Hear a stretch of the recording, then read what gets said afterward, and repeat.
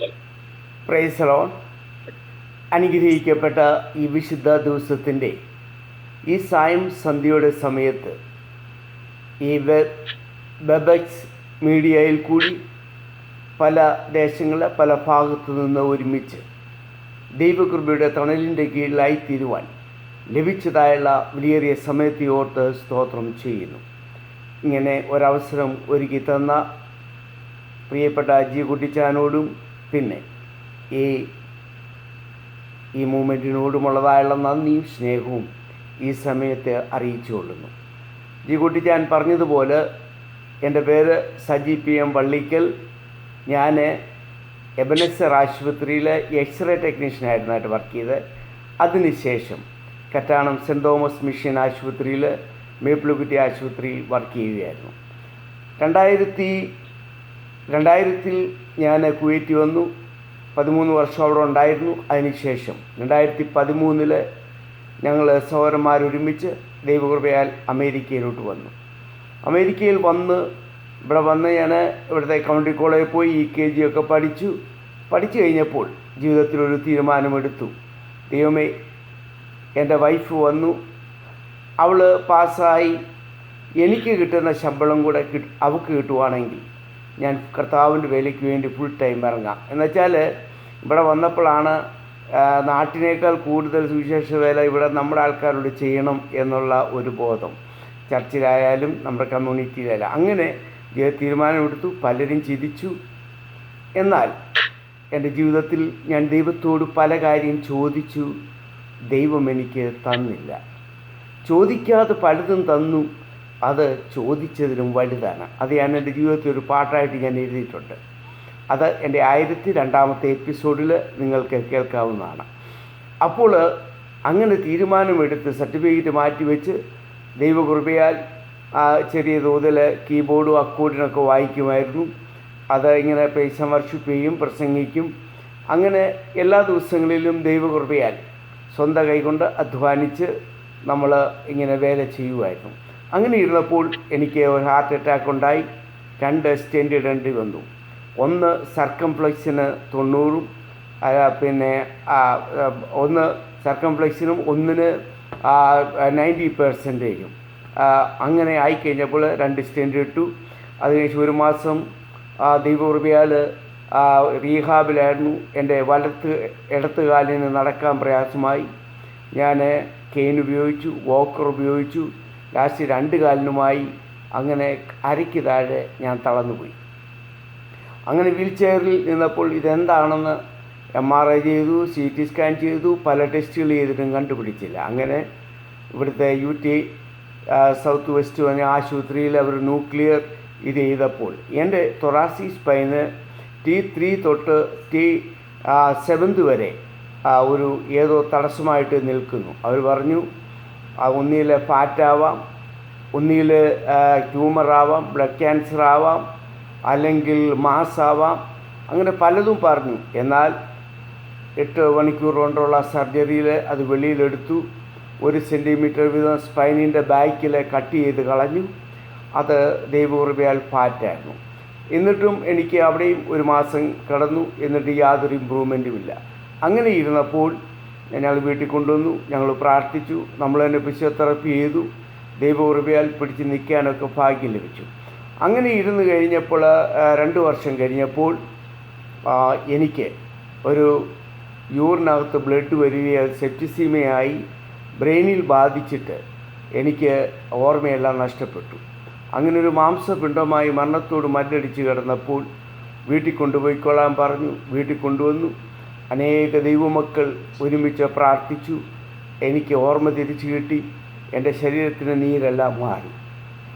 അങ്ങനെ ദൈവകൃപയാൽ ഞാൻ മുന്നോട്ട് പോകുന്നു. ഇതുവരെയും യഹോവ എബനേസറായി കൂടിയിരുന്നു. അന്ന് തൊട്ട് പോവാതിരുന്നപ്പോൾ ഞാൻ എൻ്റെ ജീവിതത്തിൽ 2 മിനിറ്റ് ഒരു പ്രസംഗവും, ഒരു 1.5 മിനിറ്റ് ഓർഗൻ വെച്ചൊരു പാട്ടും, 1 മിനിറ്റ് ഒരു പ്രാർത്ഥനയും കൂടെ ചെയ്തുകൊണ്ട് 5 മിനിറ്റ് കൊണ്ട് അന്നു മുതൽ ഞാൻ ചെയ്തു. ദൈവത്തിൻ്റെ കൃപയാൽ വജിക്കുട്ടി ഞാൻ പറഞ്ഞതുപോലെ 1044 എല്ലാ ദിവസവും 6 മണിയാകുമ്പോൾ നിങ്ങൾ യൂട്യൂബിനകത്ത് അനുദിന വേദചിന്തയെന്നോ അല്ലെങ്കിൽ സജി PM പള്ളിക്കൽ എന്ന് ഫേസ്ബുക്കിലോ യൂട്യൂബിലോ അടിച്ചാൽ എൻ്റെ 1 തൊട്ട് 1044 വരെയുള്ള എപ്പിസോഡ് നമുക്ക് കാണാൻ സാധിക്കും. അനേകരുടെ പ്രാർത്ഥനയുടെ ഫലമായിട്ട് ഞാൻ ഇവിടെ ഇരുന്ന് ഒരു സാംസൺ 6 മൊബൈലിലാണ് ഇത് ചെയ്യുന്നത്. നമുക്ക് കമ്പ്യൂട്ടറിനെ പറ്റി അധികം പരിജ്ഞാനവും കാര്യങ്ങളൊന്നുമില്ല, എന്നാൽ ദൈവം ഇത്രത്തോളം നടത്തി. ഇതാണ് എൻ്റെ സാക്ഷ്യം. അങ്ങനെ മുന്നോട്ട് പോകുന്നു. 1000ാമത്തെ എപ്പിസോഡ് കണ്ടാൽ എൻ്റെ ജീവിതത്തിൻ്റെ അനുഭവവും സാക്ഷ്യവും ഒരു 28 മിനിറ്റ് കൊണ്ട് നമ്മുടെ ഒരു സഹോദരൻ അതിൻ്റെ എപ്പിസോഡ് ചെയ്തിട്ടുണ്ട്. അനുദിന വേദചിന്ത 1000 അടിച്ചാൽ നിങ്ങൾക്ക് എൻ്റെ മൊത്തം സഹോദരന്മാരെയും എൻ്റെ ആ ഫാമിലി ഹിസ്റ്ററിയൊക്കെ കാണാം. ഇത് പറഞ്ഞത് ദൈവനാമ മഹത്വത്തിന് പറഞ്ഞതിൻ്റെ പേരിൽ ഞാൻ പറഞ്ഞതേ ഉള്ളൂ. അതുകൊണ്ട് നിങ്ങൾ പ്രാർത്ഥിക്കുക. ഇങ്ങനെ നമുക്കൊരവസരം ലഭിച്ചല്ലോ. സമയം ഇച്ചിരി ആയതുകൊണ്ട് നിങ്ങളെ ക്ഷമിക്കുക കേട്ടോ. ഞാൻ അത് പറഞ്ഞതേ ഉള്ളൂ. എന്നാൽ ഇന്ന് നമുക്ക് ഒരുമിച്ചുള്ള ദൈവവചന ചിന്തയ്ക്ക് വേണ്ടി 1 ദിനവൃത്താന്ത പുസ്തകം 4-ാം അധ്യായം 9-ഉം 10-ഉം വാക്യങ്ങൾ നമുക്ക് വായിക്കാം. 1 Chronicles chapter 4 verse 9 and 10. അത് ഇപ്രകാരമാണ്. യബ്ബേസ് തൻ്റെ സഹോദരന്മാരെക്കാൾ ഏറ്റവും മാന്യനായിരുന്നു. അവൻ്റെ അമ്മ അവനെ വ്യസനത്തോടെ പ്രസവിച്ചതുകൊണ്ട് അവനെ യബ്ബേസ് എന്ന് പേരിട്ടു. അവൻ ഇസ്രായേലിൻ്റെ ദൈവത്തോട് പറഞ്ഞത്, ദൈവമേ, നീ എന്നെ അനുഗ്രഹിക്കണം, എൻ്റെ അതിരൊന്ന് വിസ്താരമാക്കണം, അനർത്ഥം എനിക്ക് വ്യസനത്തിന് കാരണമായി തീരാതെ വണ്ണം എന്നെ നീ കാത്തുകൊള്ളണം, നിൻ്റെ കരം എന്നോടുകൂടെ ഇരിക്കണം. അവൻ അപേക്ഷിച്ചതിനെയൊക്കെയും ദൈവം അവന് നൽകി. കണ്ണുകളെ അടയ്ക്കാം, നമുക്ക് പ്രാർത്ഥിക്കാം. ഞങ്ങളുടെ പാറയും വീണ്ടെടുപ്പുകാരനുമാകുന്ന ഞങ്ങളുടെ സ്വർഗീയ പിതാവേ, ഞങ്ങളുടെ ഹൃദയത്തിലെ ധ്യാനവും ചിന്തയും അവിടുത്തേക്ക് പ്രസാദകരമായി തീരുവാൻ മിശിഹാമൂലം സഹായിക്കണമേ. ആമേൻ, ആമേൻ, ആമേൻ. ഇവിടെ നമ്മൾ വായിച്ചു കേട്ട വേദഭാഗം 1 ദിനവൃത്താന്ത പുസ്തകം 4-ാം അധ്യായം 9-ഉം 10-ഉം വാക്യങ്ങളിൽ ഒരു യബ്ബേസ് എന്ന് പറഞ്ഞ ഒരു മനുഷ്യൻ്റെ ജീവിതത്തിൻ്റെ അനുഭവമാണ് പറയുന്നത്. അവൻ എങ്ങനെ മാന്യനായി തീർന്നു. ഇവിടെ നമ്മൾ ഈ വചനങ്ങളൊക്കെ നമ്മൾ കേട്ടിട്ടുള്ളതാണ്. എന്നാൽ നാം ഒരു മുൻവിധിയോടുകൂടി ആയിരിക്കുന്നെങ്കിൽ നമുക്ക് ഒന്നും ലഭിക്കത്തില്ല. ഞങ്ങളുടെ നാട്ടിൽ 365 ദിവസവും കൂട്ടായ്മയുള്ളതുകൊണ്ട് നമുക്ക് മൊത്തം ഒരേ ഓഡിയൻസ് ആയതുകൊണ്ട് ദൈവം പഠിച്ചു നോക്കത്തില്ല. അതുകൊണ്ട് നമുക്ക് ഒരേ കാര്യങ്ങൾ പറയാനൊക്കത്തില്ല. അപ്പോൾ അങ്ങനെ ഞാൻ അന്നേരം അവിടെ കൂടി വരുന്നവരോട് പറയും, നിങ്ങളാരും ഈ വാക്യം എടുത്തുകൊണ്ട് മുൻവിധിയോട് നിങ്ങൾ ഇരിക്കരുത്. ദൈവം നമുക്ക് വേണ്ട ആലോചന തരണം, നമ്മൾ പ്രാർത്ഥിക്കണം. അതിന് ഞാൻ പറഞ്ഞു, നമ്മുടെ നാട്ടിൽ മൂർക്കോളേജിൽ പഠിക്കുന്ന ഒരു പയ്യനുണ്ടായിരുന്നു. അപ്പനും അമ്മയ്ക്ക് ഏക മകനാണ്. പക്ഷേ ഈ അമ്മയ്ക്ക് അസുഖമുണ്ട്. രാവിലെ എണ്ണിച്ച് ആഹാരം വെച്ച് കൊടുക്കും. ദിവസം വെച്ച് കൊടുക്കുന്നൊരു ആഹാരമുണ്ട്, പുട്ടും പഴവും. അപ്പോൾ ദിവസവും ഈ മകൻ പുട്ട് തിന്നുക, വെള്ളം കുടിക്കുക. അപ്പോൾ അപ്പനും അമ്മയും ദിവസവും ഈ അമ്മയെ കളിയാക്കും. അപ്പം മോൻ അപ്പനോട് ചോദിക്കും, അപ്പാ ഇന്ന് അമ്മയുണ്ടാക്കുന്ന ആഹാരം എന്തുവാ? പുട്ട്. ദിവസവും കേട്ട് ഈ അമ്മ പുട്ടിൻ്റെ തെള്ളുന്ന വടിയും എടുത്തുകൊണ്ട് അടുക്കളയിൽ ഇവരെ വിളിച്ചിട്ട് പറഞ്ഞു, പപ്പ ഇങ്ങി വാ, മോനി വാ, ഇന്ന് ഞാൻ ഉണ്ടാക്കാൻ പോകുന്ന ആഹാരത്തിൻ്റെ പേരെന്തുവാ? പുട്ട്. നിങ്ങളുടെ പ്രതികരിക്കാനുള്ളവരിടയ്ക്കൊന്ന് പ്രതികരിച്ചോ, പുട്ട്. അപ്പോൾ അങ്ങനെ ഇരുന്നപ്പോൾ ഈ പുട്ട് അമ്മ പറഞ്ഞു, ദാണ്ട്രാ ഈ പുട്ടുകുറ്റി കണ്ടോ, ഈ തേങ്ങാപ്പീര കണ്ടോ, ഈ വടി കണ്ടോ, ഇത് ഞാൻ ഒന്ന് ചെറുതായിട്ടൊന്ന് പുരട്ടി ഇട്ടാൽ മാത്രമേ ഇന്ന് നിങ്ങൾ പറയുന്ന ആഹാരം കിട്ടത്തുള്ളൂ. എന്നാൽ ഞാൻ ഇന്നൊരു കാര്യം ചെയ്യാൻ പോവുകയാണ്. ഇതിനകത്തൊരു ശകലം വെള്ളം കൂടെ കൂടുതൽ ഒഴിച്ചൊന്ന് കുഴച്ചാൽ എന്താ കിട്ടും അമ്മാമേ? കുഴക്കട്ട കിട്ടും. അയ്യോ, പിള്ളേർക്ക് സന്തോഷമായി. അത് പറഞ്ഞ് ഞാനിന്ന് കുഴക്കട്ടയല്ല തരുന്നേ, ഇവിടെ കണ്ടൊരു ഇല കണ്ടോ, ഇച്ചിരി കൂടെ വെള്ളം ഒന്ന് ഒഴിച്ചിട്ട് ഞാനൊന്ന് പരത്താൻ പോവുകയാണ്. അപ്പോൾ എന്ത് കിട്ടും? ഇലയപ്പം കിട്ടും. അയ്യോ, അപ്പം ഞാൻ പറയുന്ന ഇലയപ്പവും നിങ്ങൾക്ക് തരുന്നില്ല. നിങ്ങൾ എന്ത് ചെയ്യാൻ പോവാണ്? ഞാൻ ഒരു ശകലം വെള്ളം കൂടെ കൂടുതൽ ഒഴിച്ചിട്ട് ഇത് ആ ദോശക്കലയിൽ ഒന്ന് ഒഴിച്ചാൽ നമുക്ക് ദോശ പോലെ കിട്ടും. അപ്പോൾ ഞാൻ പറഞ്ഞതിൻ്റെ ആശയം ഇതാണ്: ദൈവവചനമാകുന്ന മാവ് നമ്മുടെ കയ്യിൽ തന്നിട്ടുണ്ട്. പ്രാർത്ഥനയാകുന്ന വെള്ളം. Praise the Lord, praise the Lord. നാം ഒഴിക്കുക. നമുക്ക് ഏതാഹാരം വേണോ അത് നമ്മൾ ചോദിക്കുക. പുട്ട് വേണ്ടവർ അത്രയുമേ വെള്ളം ഒഴിക്കാവൂ. കുഴക്കട്ട വേണ്ടവർ അതിനേക്ക് ഇച്ചുള്ളൂ നമ്മൾ. അതുകൊണ്ട് പ്രാർത്ഥിച്ചാൽ ശക്തിയുണ്ട്. Prayer is power. ഹല്ലേലൂയ. അതുകൊണ്ട് നമുക്ക് പ്രാർത്ഥിച്ച് മാത്രമാണ് ഇന്ന് നമ്മളൊക്കെയും ഈ സ്ഥാനത്തായിരിക്കുന്നത്. നമ്മുടെ കഴിവ് യോഗ്യതയൊന്നുമല്ല.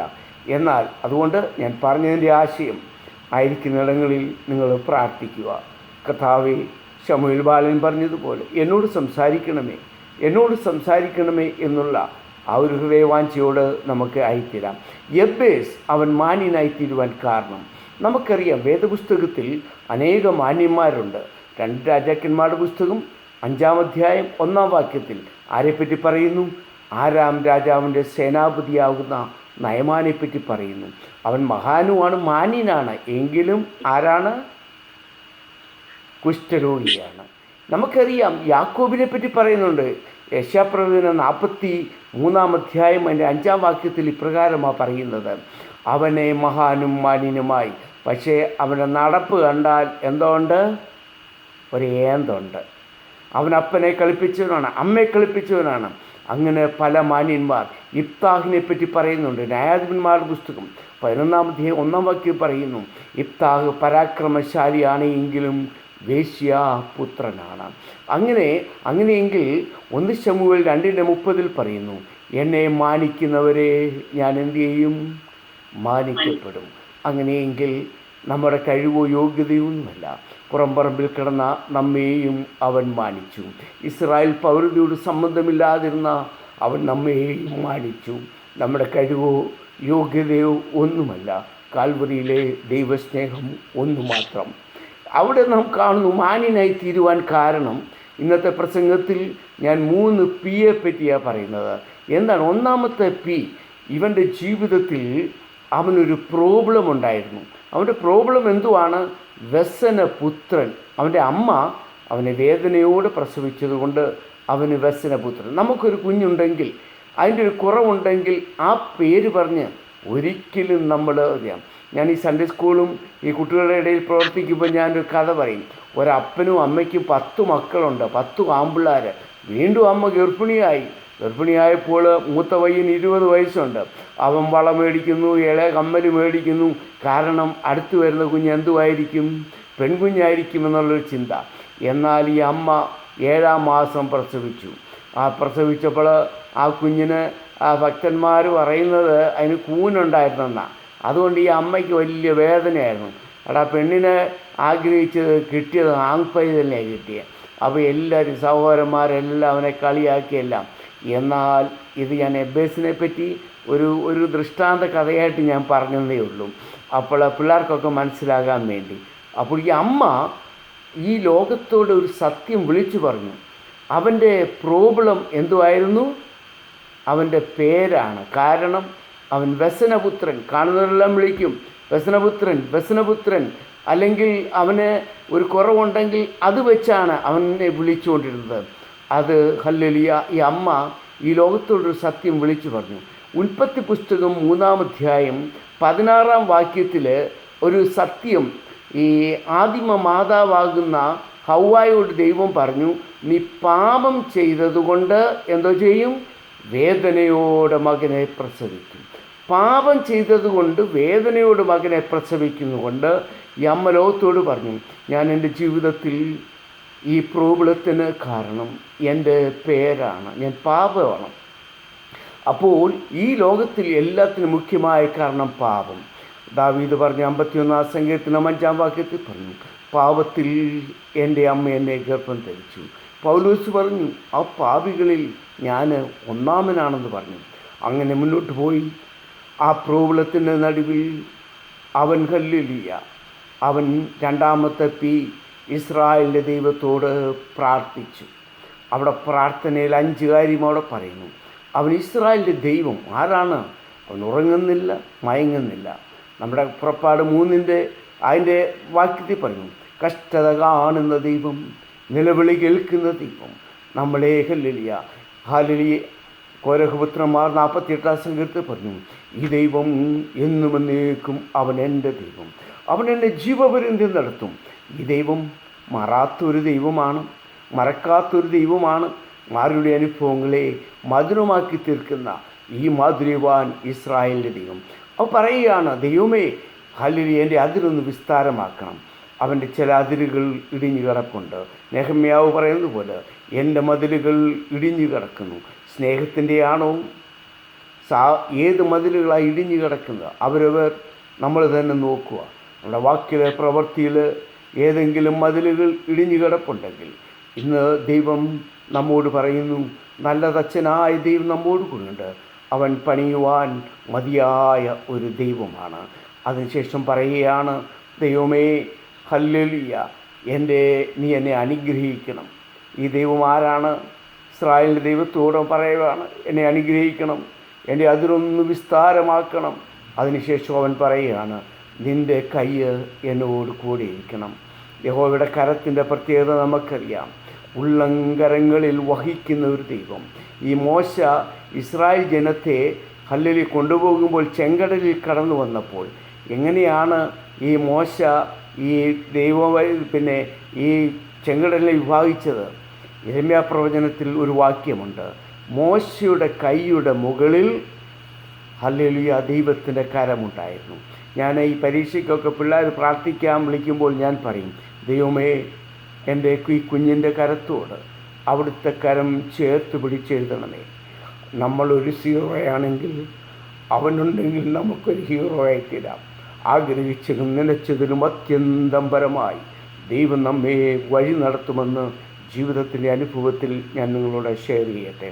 അതിന് ശേഷം കല്യാണം പറയുവാണ്, ദൈവമേ അനർത്ഥം എനിക്ക് വ്യസന കാരണമായി തീരാതെ വണ്ണം ദൈവമേ നീ എന്നെ കാത്തുകൊള്ളണം. ഹല്ലേലൂയ. 23 സങ്കീർത്തനം 4 വാക്യം പറയുന്നു, കൂരിരുളിൽ താഴ്വരയിൽ കൂടി നടന്നാലും ഞാനൊരനർത്ഥവും ഭയപ്പെടുകയില്ല.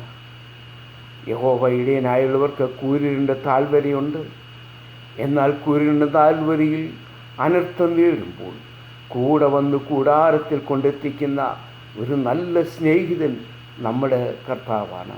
34 സങ്കീർത്തനത്തിൽ ഹല്ലേലൂയ അതിൻ്റെ ഹല്ലേലൂയ 10 വാക്യത്തിൽ ഇപ്രകാരം പറയുന്നു, നീതിമാൻ്റെ 12 വാക്യത്തിൽ, നീതിമാൻ്റെ അനർത്ഥങ്ങൾ അസംഖ്യമാണോ, യഹോവ അവയിലെല്ലാം അവനെ വിടുവിക്കുന്നു.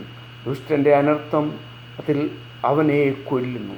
91 സങ്കീർത്തനം 10 വാക്യത്തിൽ പറയുന്നു, ഹല്ലേലൂയ പ്രകാരം പറയുന്നു, ഒരനർത്ഥവും നിനക്ക് ഭവിക്കുകയില്ല, ഒരു ബാധയും നിൻ്റെ കൂടാരത്തിനടക്കില്ല.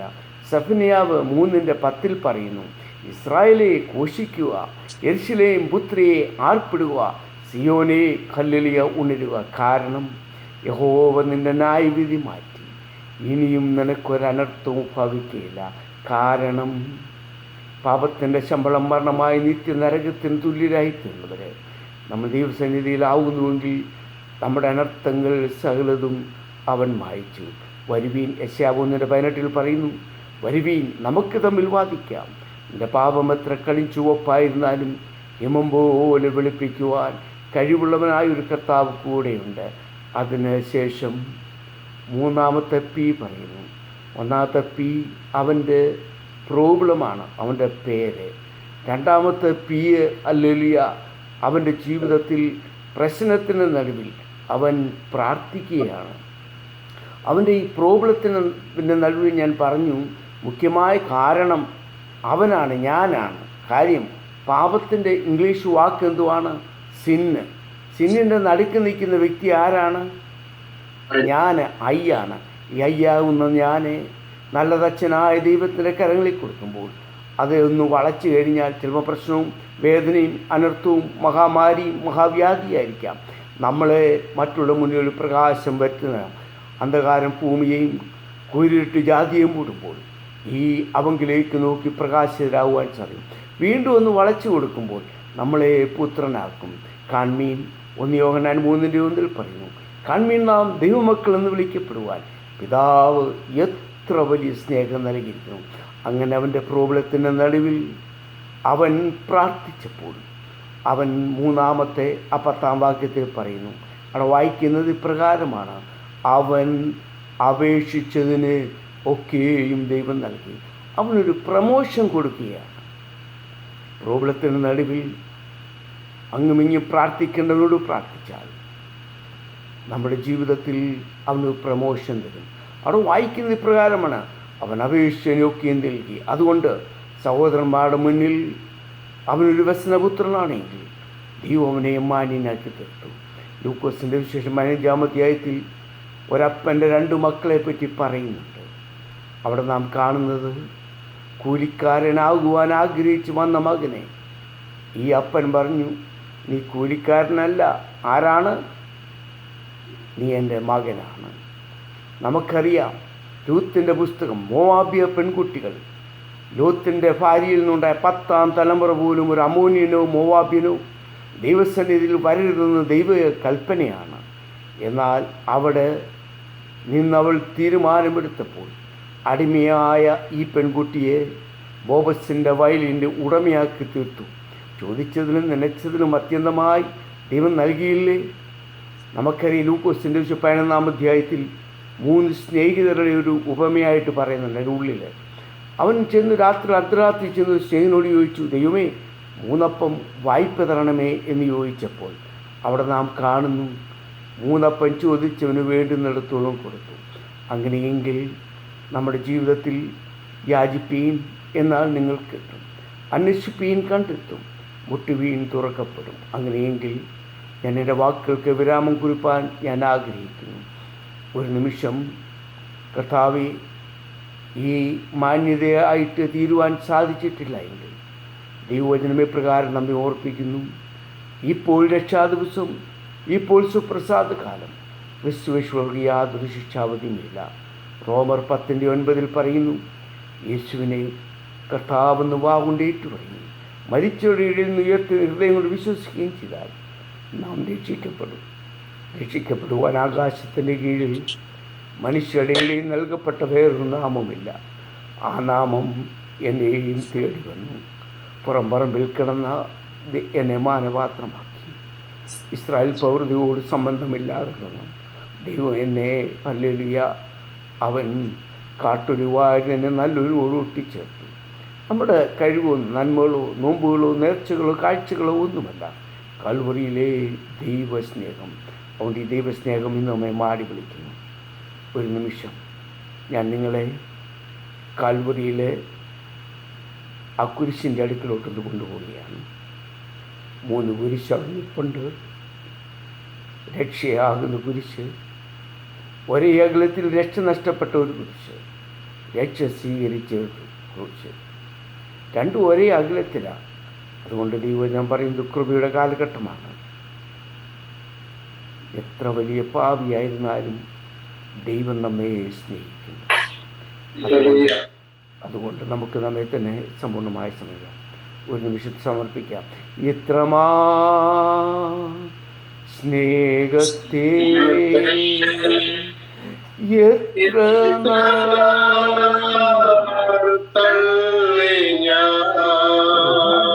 സ്തോത്രം.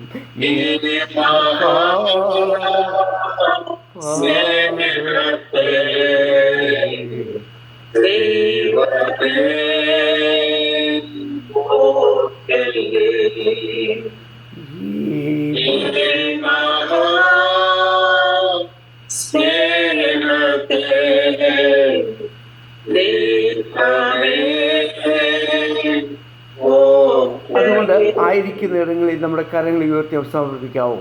പാപത്തെ സ്നേഹിപ്പാൻ ഞാനിനി പോയില്ല. ദൈവത്തിൻ്റെ വഴിയായി ജീവിപ്പാൻ ഞാൻ എന്നെ തന്നെ സമ്പൂർണ്ണമായി സമർപ്പിക്കുന്നു. പാപത്തെ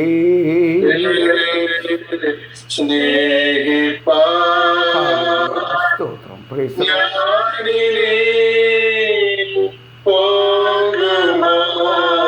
Hallelujah. Praise the Lord.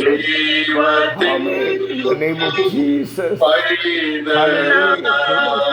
Oh. Praise the Lord. Praise the Lord. Deva. Oh, hallelujah.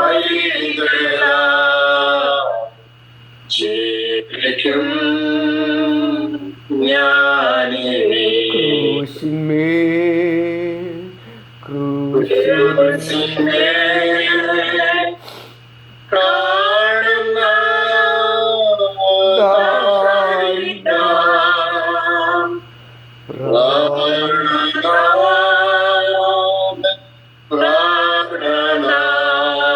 ദാരിദ്ര്യം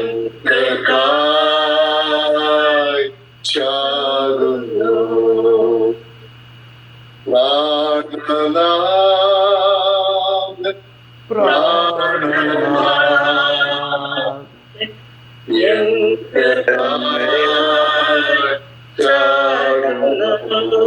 ദൈവമായ കർത്താവേ, ഞങ്ങൾക്ക് നീ നല്ല വചനത്തിനായി സ്തോത്രം. ഇത് കേട്ട് അനുഗ്രഹിച്ച് 100, 60, 30 ഫലം കൈപ്പാൻ തുടർന്ന് ഞങ്ങളെ സഹായിച്ചാട്ടെ. പ്രാർത്ഥന കേട്ടുകൊണ്ട് സ്തോത്രം സർവ്വം യേശുക്രിസ്തുവിൻ്റെ നാമത്തിൽ കൃപയോടെ കേൾക്കണമേ പിതാവേ. ആമേൻ. ആമേൻ. ഞാൻ ശകലം